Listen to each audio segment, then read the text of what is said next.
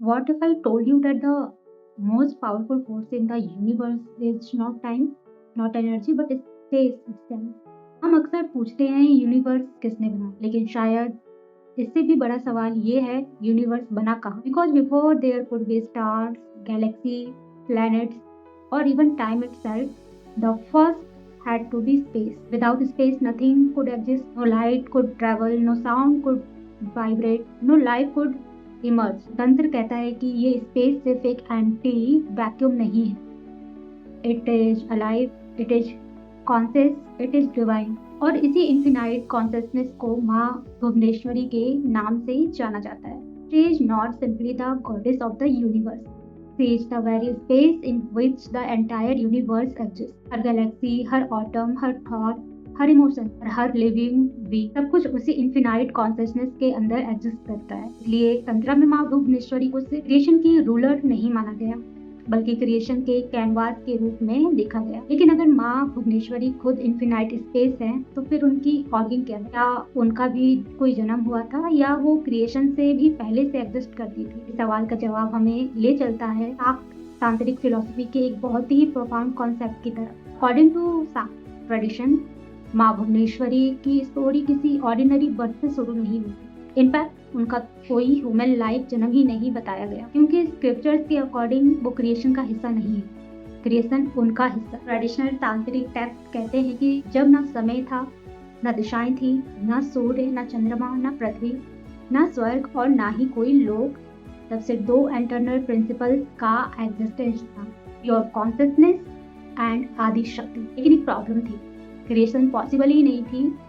Not because there was no energy, but because there was no space where creation could unfold. और इसी cosmic necessity को पूरा करने के लिए Adishakti manifested herself as a Bhubaneswar. ये मैनिफेस्टेशन किसी बैटल की वजह से नहीं हुआ, ना किसी कर्ज की वजह से, और ना ही किसी डेमन को डिस्ट्रॉय करने के लिए. ये मैनिफेस्टेशन हुआ ताकि एग्जिस्टेंस को एक घर मिल सके. इन्फिनाइट स्पेस, द लिमिटलेस वॉर्म, ना द कॉस्मिक फील्ड जिसमें गैलेक्सी भी जन्म ले सके, टाइम भी फ्लो कर सके और लाइफ भी एग्जिस्ट कर सके. इसलिए तंत्र कहता है Bhuvaneshwari did not merely created the universe, she created the possibility of creation itself. इसी वजह से उनका नाम पड़ा भुवना प्लस ईश्वरी, भुवनेश्वरी. भुवना का मतलब सिर्फ अर्थ नहीं होता, इसका मीनिंग है ऑल वर्ड और रीलिंग्स और डायमेंशन ऑफ एग्जिस्टेंस. ईश्वरी का मतलब है the supreme sovereign, the divine mother, the one who governor. इसलिए भुवनेश्वरी का लिटरल मीनिंग होता है the supreme goddess of all world. लेकिन तांत्रिक फिलोसफी इस मीनिंग को और भी डीपर लेवल पर ले जाती है. According to many symbolic scholars, Bhuvaneshwari किसी फिजिकल स्पेस की देवी नहीं है. She represents infinite awareness. जैसे हर ऑब्जेक्ट को एग्जिस्ट करने के लिए एक फिजिकल स्पेस चाहिए, वैसे ही हर थॉट, हर इमोशंस, हर मेमोरी को और हर स्पिरिचुअल एक्सपीरियंस को भी एक स्पेस चाहिए होती है. और वही इनर इन्फिनाइट अवेयरनेस भुवनेश्वरी का सिंबॉलिक फॉर्म में माना जाता है. इस इंटरप्रिटेशन में माँ भुवनेश्वरी सिर्फ बाहर के यूनिवर्स में नहीं, तुम्हारे अंदर भी एग्जिस्ट करती है. जब हमारा माइंड बिल्कुल शांत होता है और थॉट्स के बीच एक खाली स्पेस महसूस होता है, तांत्रिक प्रैक्टिशनर कहते हैं वही भुवनेश्वरी की पहली झलक है. इमेजिन अ रियलिटी जहाँ ना आसमान था, ना जमीन, ना सूर्य, ना चंद्रमा और ना ही अंधेरा. क्योंकि हम अक्सर अंधेरे को नथिंग समझते हैं, यानी कुछ नहीं, लेकिन अंधेरे को भी एग्जिस्ट करने के लिए एक जगह चाहिए होती है. अकॉर्डिंग टू शाक्त एंड तांत्रिक फिलोसफी, क्रिएशन से पहले ना सिर्फ मैटर एब्सेंट था, बल्कि वो इन्फिनाइट फील्ड भी एब्सेंट थी जहाँ मैटर एग्जिस्ट कर सके. There was no direction, no distance, no movement, no beginning, और ना ही before और after का concept. Time itself had not yet begun. You know, traditional texts describe this stage as a one where pure consciousness and Adi Shakti alone existed beyond all limitation. लेकिन एक सवाल अब भी बाकी था, अगर क्रिएशन होनी थी तो वो होगी कहाँ? Because even the creator needs a canvas before painting a masterpiece. और इसी कॉस्मिक नेसेसिटी को पूरा करने के लिए आदिशक्ति मैनिफेस्टेड एज अ माँ भुवनेश्वरी. ये मैनिफेस्टेशन किसी वॉर की वजह से नहीं हुआ, और ना ही किसी असुर को हराने के लिए, और ना ही किसी श्राप को तोड़ने के लिए। उनका अपीयरेंस एक कॉस्मिक नेसेसिटी था। She become the infinite space, the limitless वॉर्म, द इंटरनल फील्ड जिसके अंदर गैलेक्सी जन्म ले सके, स्टार चमक सके, टाइम फ्लो कर सके और लाइफ इवॉल्व हो सके। इसलिए तंत्रा कहता है Bhuvaneshwari did not simply create the universe, she created the philosophy for the universe to exist. अब सवाल उठता है, आखिर भुवनेश्वरी नाम का मतलब क्या है? इस नाम में ही उनकी पूरी फिलॉसफी छुपी हुई है, अगर ध्यान से देखा जाए तो। क्योंकि भुवन का मतलब सिर्फ अर्थ नहीं होता। शास्त्रों के अकॉर्डिंग भुवन मीन्स ऑल वर्ड, ऑल रिलेम्स और planet of existence, physical, subtle और स्पिरिचुअल। और ईश्वरी का मतलब the divine feminine who governs without domination. इसलिए भुवनेश्वरी का लिटरल मीनिंग होता है supreme mother of all word. लेकिन तांत्रिक फिलॉसफी इस डेफिनेशन को और भी डीपर बना देता है। According to many scholar, she is not the queen living inside universe, she is the universe living in space itself. जैसे मछली बिना पानी के एग्जिस्ट नहीं कर सकती, वैसे ही क्रिएशन भुवनेश्वरी के बिना एग्जिस्ट नहीं कर सकती। हर एटम, हर गैलेक्सी, हर डायमेंशन और हर लिविंग बीइंग उनकी इन्फिनाइट प्रेजेंस के अंदर ही एग्जिस्ट करती है। A symbol beyond mythology. यहीं से मैथोलॉजी धीरे धीरे फिलॉसफी में बदल जाती है। ट्रेडिशनल साफ प्रैक्टिशनर इस नैरेटिव को डिवाइन मदर स्केर्ड मैनिफेस्टेशन के रूप में मानते हैं, लेकिन मॉडर्न सिंबॉलिक स्कॉलर्स इसे एक और नजरिए से भी देखते हैं। उनके अकॉर्डिंग भुवनेश्वरी का अपीयरेंस किसी फिजिकल इवेंट का डिस्क्रिप्शन नहीं है, it represents the emergence of infinite awareness. जैसे हर ऑब्जेक्ट को एग्जिस्ट करने के लिए आउटर स्पेस चाहिए, वैसे ही हर थॉट, हर इमोशन, हर मेमोरी और हर स्पिरिचुअल रियलाइजेशन को भी एक इनर स्पेस चाहिए। और वही लिमिटलेस इनर अवेयरनेस भुवनेश्वरी का सिंबॉलिक फॉर्म माना जाता है। शायद इसलिए मेडिटेशन में जब माइंड धीरे धीरे शांत होने लगता है और थॉट के बीच एक खामोश स्पेस महसूस होता है, तांत्रिक प्रैक्टिशनर कहते हैं the silence is not empty, it is the first doorway to Bhuvaneshwari. और अब तक हमने माँ भुवनेश्वरी की ऑरिजिन और उनकी कॉस्मिक रोल को समझा, लेकिन अगर वो इन्फिनाइट स्पेस है तो उनकी मूर्ति एक ह्यूमन फॉर्म में क्यों दिखाई जाती है? ये सवाल सिर्फ आपका नहीं है। सदियों से फिलोसोफर और स्पिरिचुअल सीकर्स भी इसी बात को समझने की कोशिश करते आए हैं। अकॉर्डिंग टू साक tradition, divine mother is beyond every form, लेकिन ह्यूमन माइंड फॉर्मलेस रियलिटी को डायरेक्टली कंपेयर नहीं कर सकता। इसलिए स्क्रिप्चर सिंबॉलिक इमेजरी का यूज करते हैं ताकि जो बात वर्ड से समझ में ना आ सके वो सिंबॉलिक थ्रू के एक्सपीरियंस द्वारा समझी जा सके। और माँ भुवनेश्वरी का हर सिंबल एक फिलोसफिकल लैंग्वेज बोलता है। Her divine form traditional description के अकॉर्डिंग माँ भुवनेश्वरी का कॉम्प्लेक्सन डीप रेड या गोल्डन रेड बताया गया है। पहली नजर में ये सिर्फ एक कलर लग सकता है, लेकिन तंत्रा में रेड सिर्फ रंग नहीं होता, इट रिप्रेजेंट्स लिविंग एनर्जी। ये क्रिएशन का कलर है, लाइफ का कलर है, पैशन का भी है और ट्रांसफॉर्मेशन का भी है। इसका मतलब ये नहीं है कि माँ सिर्फ क्रिएशन करती है, इसका डीपर मीनिंग ये है कि उनके अंदर क्रिएशन की इन्फिनाइट पोटेंशियल हमेशा प्रेजेंट रहती है। उनके मस्तक पर एक मून दिखाया जाता है। नॉर्मली हम मून को सिर्फ शिवा से कनेक्ट करते हैं, लेकिन भुवनेश्वरी के फॉरहेड पर मून एक अलग मीनिंग कैरी करता है। अकॉर्डिंग टू तांत्रिक symbolic, moon represent mind, rhythm, intuition और द साइकिल ऑफ टाइम। ये हमें याद दिलाता है कि टाइम भी उसी इन्फिनाइट स्पेस के अंदर फ्लो करता है।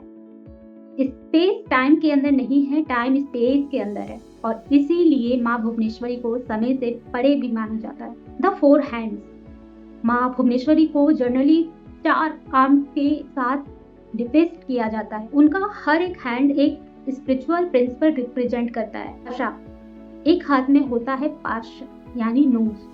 बहुत लोग इसे पनिशमेंट का सिंबल समझते हैं, लेकिन तंत्रा इसे बिल्कुल अलग तरीके से देखता है। पाशा रिप्रेजेंट करता है अटैचमेंट, रिलेशनशिप, मेमोरीज और वो इनविजिबल बॉन्ड जो हमें दुनिया से जोड़ते भी हैं और कभी कभी बांध भी देते हैं। माँ हमें पनिश नहीं करती, वो हमें दिखाती है कि हम किस चीज से बंधे हुए हैं। अंकुशा, दूसरे हाथ में होता है अंकुशा। एशियंट इंडिया में अंकुशा का यूज एलिफेंट को गाइड करने के लिए होता है। तांत्रिक सिंबॉलिक में elephant represent the uncontrolled mind और अंकुशा रिप्रेजेंट करता है अवेयरनेस, डिसिप्लिन, इनर डायरेक्शन। इसका मतलब फोर्सफुली कंट्रोल करना नहीं है, बल्कि जेंटली कॉन्शियसनेस को उसकी असली डायरेक्शन में गाइड करना है। अभय मुद्रा, एक हाथ अभय मुद्रा में होता है। इसका सिंपल ट्रांसलेशन होता है फियर नॉट, लेकिन इसका डीपर मीनिंग और भी ब्यूटीफुल है। माँ जैसे कह रही हो, जब तुम इन्फिनाइट कॉन्शियसनेस का हिस्सा हो तो डर किस बात का। यार तब तक रहता है जब तक हम अपने आप को अलग समझते हैं। यूनिटी का एक्सपीरियंस होते ही फियर धीरे धीरे डिजॉल्व होने लगता है। वरदा मुद्रा, उनका चौथा हाथ होता है वरदा मुद्रा। इसका मतलब सिर्फ ब्लेसिंग देना नहीं है। अकॉर्डिंग टू मैनी तांत्रिक टीचर्स, ये सिम्बलाइज करता है ग्रेस, कंपैशन और वो अबंडेंस जो नेचुरली फ्लो करती है जब इंसान रियलिटी के साथ अलाइंड हो जाता है। भुवनेश्वरी एंड आकाश। तो अब हम पहुंचते हैं इस डॉक्यूमेंट्री के सबसे इम्पोर्टेंट कॉन्सेप्ट पर, आकाश। हम मॉडर्न साइंस स्पेस को मोस्टली एक फिजिकल डायमेंशन के रूप में दिखाती है, लेकिन तंत्रा कहता है आकाश सिर्फ फिजिकल स्पेस नहीं है। It is the field which every experience appears. Her sound, her emotions, her memory, her thought और हर स्पिरिचुअल रियलाइजेशन सब आकाश के अंदर अराइज होते हैं। और इसलिए माँ भुवनेश्वरी को आकाश तत्व की देवी माना जाता है। वो सिर्फ आउटर यूनिवर्स का स्पेस नहीं, तुम्हारे इनर यूनिवर्स का भी स्पेस है। जब मेडिटेशन में थॉट धीरे धीरे शांत होने लगता है और उनके बीच एक साइलेंट अवेयरनेस महसूस होने लगता है, अकॉर्डिंग टू मैनी प्रैक्टिशनर, वही माँ भुवनेश्वरी का पहला अनुभव है, क्योंकि उन्हें आंखों से नहीं अवेयरनेस से पहचाना जाता है। अगर हम तंत्रा को सिर्फ रिचुअल मंत्रास और सीक्रेट प्रैक्टिस तक ही लिमिटेड समझते हैं तो शायद हम उसका सबसे इम्पॉर्टेंट एस्पेक्ट मिस कर देते हैं। Because according to many practitioners, Tantra is not about escaping the world. It is about seeing the world differently. और इसी ट्रांसफॉर्मेशन के सेंटर में माँ भुवनेश्वरी खड़ी है। श्री विद्या, साप तंत्रा, इन सब में भुवनेश्वरी को सिर्फ वर्शिप नहीं किया जाता, उन्हें एक्सपीरियंस करने की कोशिश की जाती है। इसलिए प्रैक्टिशनर कहते हैं जब तक तुम सिर्फ मूर्ति को देख रहे हो तब तक तुम बाहर हो, लेकिन जब तुम उस इन्फिनाइट स्पेस को महसूस करना शुरू कर देते हो जिसमें सब कुछ अराइज हो रहा है, तब असली साधना शुरू होती है। लेकिन अगर हम माइथोलॉजी को थोड़ी देर के लिए साइड पर रख दें तो एक साइकोलॉजिकल पर्सपेक्टिव से माँ भुवनेश्वरी हमें क्या सिखाती है। Many modern symbolic scholars believe हर इंसान के अंदर दो स्पेस होते हैं, एक आउटर स्पेस जहाँ हम काम करते हैं, रिलेशनशिप बनाते हैं और दुनिया के साथ इंटरेक्ट करते हैं, और एक इनर स्पेस जहाँ हमारे थॉट्स, हमारे इमोशंस, फियर्स, मेमोरीज और ड्रीम्स कंटिन्यूसली मूव करते रहते हैं। प्रॉब्लम तब शुरू होती है जब इनर स्पेस इतना भर जाता है कि उसमें साइलेंस के लिए जगह ही नहीं बचती। Constant overthinking, comparison, social media का एंडलेस नॉइज और एक्सपेक्टेशन का प्रेशर, ये सब धीरे धीरे हमारे इनर स्काई को धुंधला कर देता है।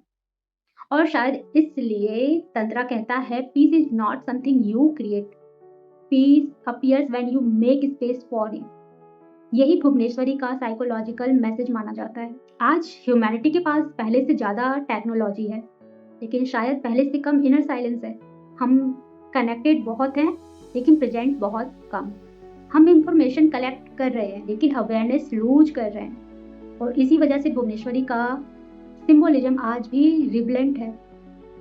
She reminds us that growth does not begin by adding more to life. Sometimes it begins by creating space within life. Space to think, space to heal, space to forgive, space to listen. और सबसे important space to simply be. A deeper psychological understanding according to Advait influenced Sak philosophy, जो कुछ भी हम देखते हैं, mountains, rivers, stars, planets, animals, humans, thought, beings, सब एक ही इन्फिनाइट के कॉन्शियसनेस के एक्सपीरियंसेस हैं। और माँ भुवनेश्वरी उसी इन्फिनाइट कॉन्शियसनेस का वो एस्पेक्ट है जो हर एक चीज को अपने अंदर जगह देता है, लेकिन खुद किसी एक चीज से कभी लिमिट नहीं होता। जैसे आसमान से हजारों बादल आते हैं, और चले जाते हैं, लेकिन आसमान कभी उनसे बदलता नहीं है। वैसे ही अवेयरनेस में थॉट्स आते हैं और चले जाते हैं, लेकिन अवेयरनेस खुद हमेशा वैसे ही रहती है। मैनी स्कॉलर्स इसी कंपैरिजन को भुवनेश्वरी का डीपेस्ट सिंबॉलिक मीनिंग मानते। तो आखिर भुवनेश्वरी कौन है? क्या वो सिर्फ एक गॉडेस है, एक महाविद्या, एक कॉस्मिक फोर्स, या फिर एक philosophical idea? According to traditional practitioner divine mother है, जिन्होंने क्रिएशन को अपने इन्फिनाइट गर्भ में जगह दी। अकॉर्डिंग टू तांत्रिक फिलोसफी, वो आकाश है, the infinite space from which everything emerge and into which everything return. और मैनी मॉडर्न सिंबॉलिक स्कॉलर्स कहते हैं भुवनेश्वरी एक्चुअली हमारे अंदर की उस लिमिटलेस अवेयरनेस का नाम है जो हर एक्सपीरियंस को देखती है लेकिन खुद कभी उसमें फंसती नहीं। शायद इसलिए उन्हें सिर्फ क्वीन ऑफ द यूनिवर्स नहीं कहा गया, because queen rules a kingdom, but माँ Bhuvaneshwari is the very space in which every kingdom, every galaxy, every thought and every life comes into existence। और शायद इसी में उनका सबसे बड़ा रहस्य छुपा हुआ है। हम सब माँ भुवनेश्वरी को ढूंढते बाहर हैं, जबकि तंत्रा कहता है जिस अवेयरनेस से तुम ये वीडियो देख रहे हो उसकी खामोशी में ही उनकी पहली झलक मिल सकती है। और शायद इसलिए भुवनेश्वरी को समझना यूनिवर्स को समझने से पहले खुद को समझने की शुरुआत है। This is the Bhuvaneshwari.